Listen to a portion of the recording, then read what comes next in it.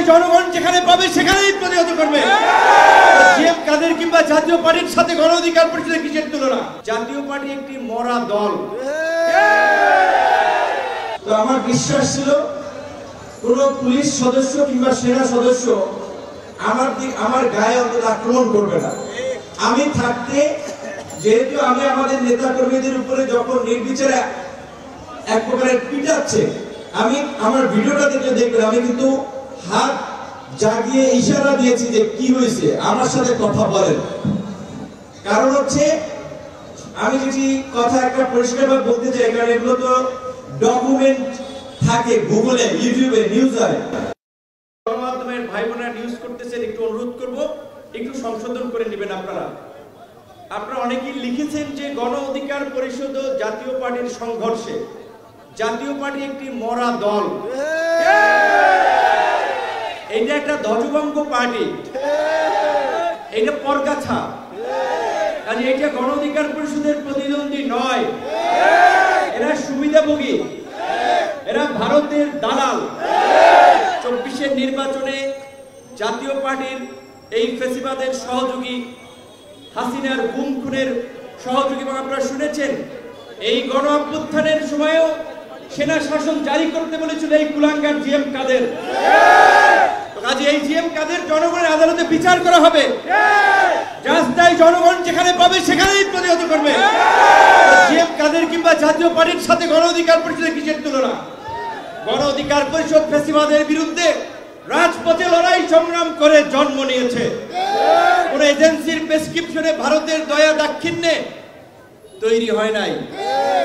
কাজী গণ অধিকার পরিষদের মতো একটা বিপ্লবীদের দলকে ওই পরগাছা ফাঁসিবাদের সুবিধাভোগী দালালদের মুখোমুখি করা যাবে না। জাতীয় পার্টির সাথে আমাদের কোনো সংঘর্ষ হয় নাই। আমরা নিরস্ত্র শান্তিপূর্ণ প্রতিবাদ করেছি। এই কার্যালয়ের সামনে থেকে মিছিল নাইটিঙ্গেল মোড় ঘুরে আসার পথে আমরা অনেকেই এই কার্যালয়ের সামনে এসে পড়েছি। লোক অনেক ছিল পেছনে। ওই জাতীয় পার্টির কার্যালয় অনেকে বলে, কিন্তু ওইটা কিন্তু এস আলম সাহেবের ভবন, ওইটা জাতীয় পার্টির কার্যালয় না। আশা করি আইন শৃঙ্খলা বাহিনী বা পুলিশ, যারা বাংলাদেশ ব্যাংক যারা এস আলমের প্রপার্টি ক্রোক করেছে, ভবন তারা ক্রোক করবে। এটা জাতীয় পার্টির এই কার্যালয় দখল করে এই নৈরাজ্য তৈরি করতে দেওয়া যাবে না জুলাইয়ের পরে। সেইখান থেকে আমরা যাওয়ার পথে পেছনে ওই কার্যালয়ের সামনে আগে থেকে এই জিএম কাদের এবং শামীম পাটোয়ারির নেতৃত্বে অবস্থান নেওয়া ফেসিবাদের দোষর এই জাতীয় পার্টি এবং আওয়ামী সন্ত্রাসীরা, এই যুবলীগের নেতা সম্রাটের ক্যাডাররা, তারা ওইখানে আপনার লাঠি সোটা অস্ত্র নিয়ে অবস্থান নিয়েছিল। তারা আমাদের ওইখানে তো সেনাবাহিনী ব্যারিকেড দিয়ে রেখেছে, আমরা যদি যেতাম তাহলে তো ওইখানেই সংঘর্ষ হতো। আমরা কিন্তু সংঘর্ষে জড়াই নেই। যাওয়ার পথে আমাদের ওই দিক থেকে ইটপাটকেল নিক্ষেপ করেছে। ওইখানে কিছু নেতা কর্মীর সাথে এইখানে কথাবার্তা তর্কাতর্কি হয়েছে, প্রশাসন মাঝখানে ছিল, ওইভাবে ঝামেলা হয়নি। আমরা এখানে চলে আসছিলাম। আমরা এখানে সংবাদ সম্মেলনে এই ডায়াসটার সামনে দাঁড়িয়ে কথা বলার জন্য প্রস্তুতি নিয়েছিলাম। আমি, রাশেদ খান, অন্যান্য নেতৃবৃন্দ। সেইখানে আইন শৃঙ্খলা বাহিনীর নামে নাকি এগুলা ছাত্রলীগ যুবলীগ তাদের পোশাক পরিয়ে আইন শৃঙ্খলা বাহিনীর মধ্যে নামানো হয়েছিল, সেটি আমাদের জানতে হবে, বুঝতে হবে। কারণ যেই সেনাবাহিনী এই গণ অভ্যুত্থানে জনগণের পক্ষে অবস্থান নিয়েছে, তারা গণ অভ্যুত্থানের নেতৃবৃন্দের গায়ে হাত তুলবে এবং বিনা উস্কানিতে, এটা আমরা বিশ্বাস করতে পারি না। নিশ্চয়ই এর পেছনে অন্য কোনো রহস্য রয়েছে, ষড়যন্ত্র রয়েছে। এবং আমরা জানতে পেরেছি পুলিশ এবং সেনাবাহিনী সহ প্রশাসন, আইন শৃঙ্খলা বাহিনীতে থাকা হাসিনার সুবিধাভোগীদেরকে দিয়ে এই পরাজিত দোসরেরা আগামী নির্বাচন বানচাল করার জন্য, দেশে অস্থিতিশীল পরিস্থিতি তৈরি করার জন্য, নৈরাজ্য তৈরি করার জন্য কাজ করছে। আপনারা দেখেছেন এই পূজা নিয়ে একটা শঙ্কা ছিল, শান্তিপূর্ণভাবে পূজা হয়েছে। পাহাড় অশান্ত করার চেষ্টা করেছে, পারে নাই। তো তাহলে এই পাহাড়ে সেনা সদস্যরা, আইন শৃঙ্খলা বাহিনী, এই ভারতীয় মদদে যে বিচ্ছিন্নতাবাদী গোষ্ঠী, সশস্ত্র গোষ্ঠী, যারা ওই পার্বত্য চট্টগ্রামে ভারতের হাতে তুলে দেওয়া সবসময় অস্থিতিশীল পরিস্থিতি তৈরি করতে রাখতে চায়, তাদের বিরুদ্ধে আইন শৃঙ্খলা বাহিনী, পুলিশ, সেনা সদস্যরা লড়ে আমাদের এই সরকারের পক্ষে, আমাদের পক্ষে। তাহলে এইখানে কেন হামলা করেছিল তারা?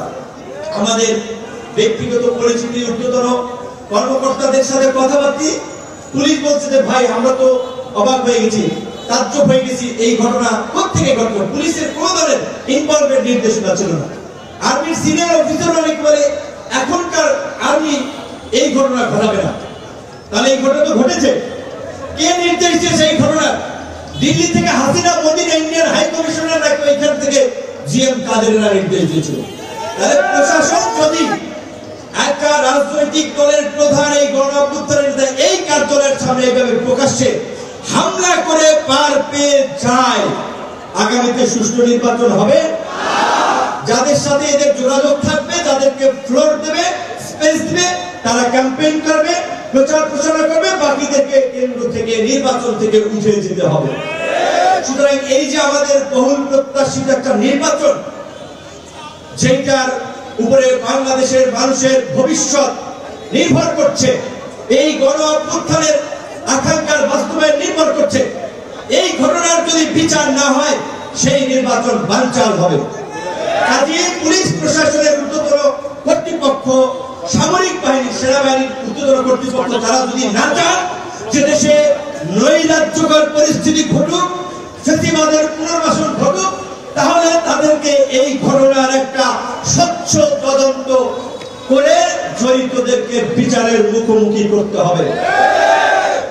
এবং পরিষ্কারভাবে অন্তর্বর্তীকালীন সরকারকে আমরা বলে দিতে চাই, আপনারা একটা বিচার বিভাগীয় তদন্ত কমিটি করেছেন, আমরা সেটাতে আস্থা রেখেছি। আমরা সরকার বিপদে পড়ুক, দেশে আমাদের এই আন্দোলন প্রতিবাদের সুযোগ নিয়ে অন্যরা নৈরাজ্য করুক, আমরা সেটা হতে দিতে চাইনি, যেই কারণে আমরা কোনো কঠোর কর্মসূচি দেই নাই। কিন্তু আমরা কিন্তু বেয়ারা, আমরা অপ্রতিরোধ, আমরা আপোষহীন, আমরা হাসিনার সাথে আপোষ করি নাই। হাসিনার ডিজিএফআই, এনএসআই, এসপি কারোর কথায় আমরা মাথা নত করি নাই। সুতরাং আজকে যদি কেউ ভেবে থাকে আমাদের উপরে আক্রমণ করে আমাদেরকে ভয় দেখিয়ে জাতীয় পার্টিকে পুনর্বাসন করবে, আওয়ামী লীগকে পুনর্বাসন করবে, আমাদের জান জবান থাকতে তারা সেটা পারবে না। এইটা আমরা হতে দিব না। ডক্টর ইউনূসের কথায় হসপিটাল থেকে আমরা আতঙ্কিত হয়েছি যখন দেখেছি পত্রিকায় যে আওয়ামী লীগকে নিষিদ্ধ করা হয় না, যে কোনো সময় তাদের কার্যক্রম চালু হতে পারে। এই বক্তব্যের জানি না তিনি এসে এখানে কি ব্যাখ্যা দিয়েছেন, এটা কথার কথা হয়েছে নাকি, সেই জবাব সরকারকে দিতে হবে। আপনারা এই উপদেষ্টা যারা আছেন, কারো সন্তান রক্তাক্ত হয় নাই, আপনারা নিজেরা রক্তাক্ত হন নাই, আপনারা জেলে ওইভাবে যান নাই। এইখানে এই ছাত্র যুবক তরুণ অল্প বয়সী ছেলেরা জেলে গিয়েছে, মার খেয়েছে, হাত ভেঙেছে, পা ভেঙেছে, রক্ত ঝরিয়েছে, তার বিনিময়ে আপনারা উপদেষ্টা হয়েছেন। কাজেই আপনারা যদি বেঈমানি করেন, আমাদের সাথে প্রতারণা করেন, কলিজা ছিঁড়ে ফেলবো, পরিষ্কার মাফ করবো না, মাফ করবো না। খালি এইটুকু বলবো, খালি এইটুকু বলবো, সাবেক নির্বাচন কমিশনারের গলায় জুতার মালা, প্রধান বিচারপতি দেশ ছেড়ে পালিয়ে গেছে, বাইতুল মোকাররমের ইমাম পালিয়ে গেছে, সাবেক পুলিশ প্রধান রাজসাক্ষী। এই পরিস্থিতি দেখেও যদি আপনারা শিক্ষা না নেন, যদি এই গণঅভ্যুত্থানের আকাঙ্ক্ষার বিপরীত কোন কর্মকাণ্ড করেন, ভাগ বাটোয়ারা রাজনীতি পুনঃপ্রতিষ্ঠা করেন, আমরা আপনাদেরকে ছাড় দিব না। এই বাম আঙ্গুল, এটা হাসিনা আমলের ডাকসুর হামলায় ফ্র্যাকচার হয়ে বাঁকা হয়ে গেছে। এই নাকের ডান পাশ বাঁকা হয়ে গেছে ইউনূস সরকারের সময়। ডাক্তাররা বলেছে, আমার ডাক্তার পিজির আমাদের দলের নেতা, তিনি আমার ঢাকা মেডিকেল থেকে শুরু করে কাতারের চিকিৎসার সময় পাশে ছিলেন। অবশ্যই ঢাকা মেডিকেলের ডাক্তারদের প্রতি কৃতজ্ঞতা জানাই, পরিচালক সহ পুরো টিমের প্রতি, এবং সরকারের উপদেষ্টা যারা অনেকে হসপিটালে গিয়েছেন, ব্যক্তিগতভাবে দুঃখ প্রকাশ করেছেন, অনেকে চোখের পানি ফেলে দিয়েছেন, তাদের প্রতি আমরা কৃতজ্ঞতা জানাই। কিন্তু ডাক্তাররা বলেছিলেন, আমি শুনেছি আমার ডাক্তার সেই সিঙ্গাপুরে কয়েকদিন আমরা একই রুমে ছিলাম, মেডিকেলে ভর্তি ছিলাম, সেখানে সে ছিল, ঢাকায় ছিল, বারবার বলেছিল ভাই সে আমি নামাজ পড়তে পারি নাই কিন্তু ওইখানে সে 5 ওয়াক্ত নামাজ পড়ছে। বলছে ভাই আমরা খুব সারপ্রাইজ, আল্লাহ তোমাকে বাঁচায় রেখেছে, তোমার মস্তিষ্কের এই রক্তক্ষরণ, ইলেকট্রোলাইট ইমব্যালেন্স, শ্বাস প্রশ্বাস লো, আমরা খুব আশঙ্কা ছিলাম যে ফেরো কিনা, তো মনে করি যে তোমার সেকেন্ড লাইফ। এবং অসংখ্য মানুষের দোয়া এবং ভালোবাসায় তুমি এই পরিস্থিতিতে স্টেবল আছো, ভালো আছো। এই সারা দেশের মানুষ যে দোয়া করেছে দেখেছি, এই যাত্রা পথে সিঙ্গাপুর অনেকের সাথে দেখা হয়েছে, এইখানে অসংখ্য মা বোন, তাদেরকে আমরা ধন্যবাদ জানাই। রাজনৈতিক দলের শীর্ষ নেতারা খোঁজ দিয়েছেন, তাদেরকে ধন্যবাদ জানাই। কিন্তু রাজনৈতিক দলের নেতৃবৃন্দকে এটা বলবো, সবাই তো আপোষ করে রাজনীতি করে নাই, আপনারা গত 16 বছর আপোষ করে রাজনীতি করেন নাই। কাজী একটা রাজনৈতিক দলের প্রধান এইভাবে বিনা কারণে কার্যালয়ের সামনে রক্তাক্ত হওয়ার পরেও যদি এই দস্যুরা পার পেয়ে যায়, আগামীতে কিন্তু অনেকের ভাগ্যে এই পরিস্থিতি বরণ করতে হবে। নিশ্চয়ই 2007 সালে তারেক রহমানের সাথে যা হয়েছে আপনারা ভুলে যান নাই। জামাতের নেতা, বিএনপি নেতাদেরকে ফাঁসির প্লট তৈরি করা হয়েছিল, ভুলে যান নাই।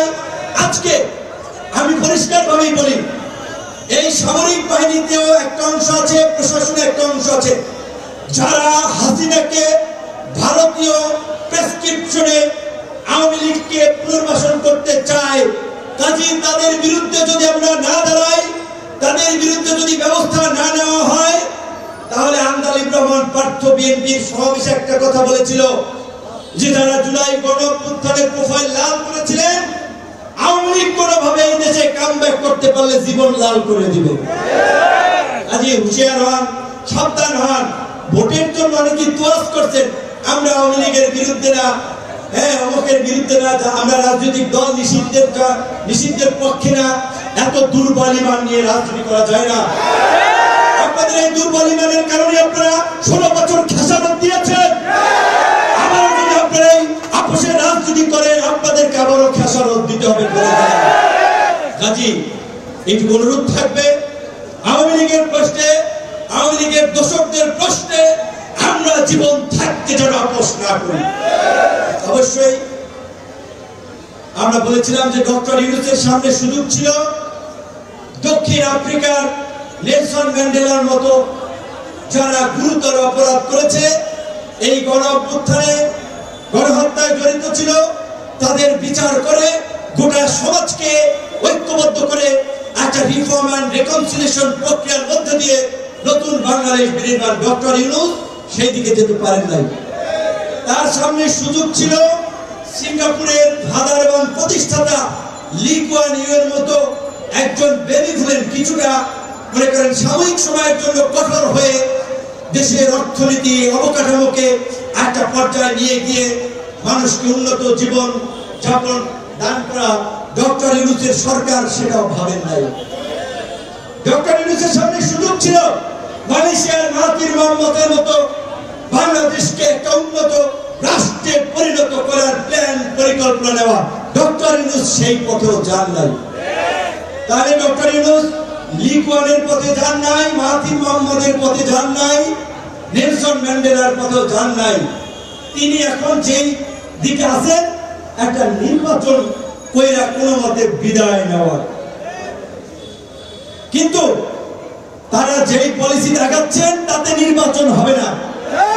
তাতে নির্বাচনের আগে অনেক ধরনের ক্রাইসিস তৈরি হবে, গুপ্ত হত্যা, হামলা বাড়বে এবং এতে ইন্ধন দিবে প্রশাসনের মধ্যে থাকা, আর্মিতে থাকা, পুলিশে থাকা, সচিবালয়ে থাকা, উপদেষ্টাদের মধ্যে থাকা হাসিনার লোকেরা।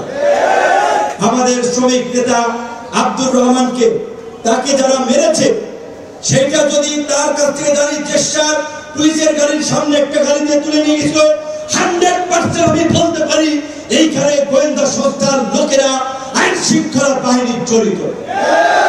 তাহলে why VP Nur was targeted? কেন বিপি নূরকে আক্রমণ করা হয়েছে? বাকিদেরকে মেসেজ দেওয়ার জন্য। আব্দুর রহমানকে আমার এই আক্রমণ করা হয়েছে। কাজেই আপনাদেরকেও সংগ্রাম করে বেঁচে থাকার জন্য প্রস্তুত থাকতে হবে। শুধুমাত্র মুখে বললে হবে না, লড়াই লড়াই লড়াই চাই, লড়াই করে বাঁচতে চাই।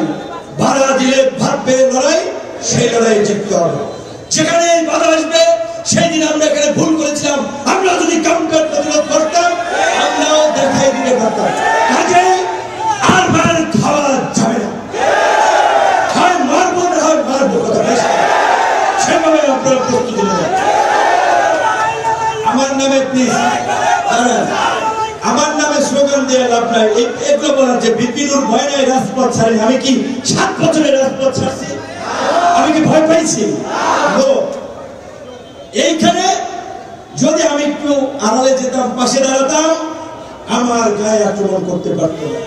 কিন্তু সেনাপতি কখনো সৈনিকদেরকে বিপদের মুখে ফেলে রেখে পালাতে পারে না, নেতারা কর্মীদেরকে মাঠে ফেলে রেখে পালাতে পারে না। আমি আমার সহযোদ্ধাদেরকে রক্ষা করতে গিয়ে রক্তাক্ত হয়েছি। আমার সহযোদ্ধারা আমাকে রক্ষা করতে গিয়ে আঘাত তাদের গায়ে নিয়েছে।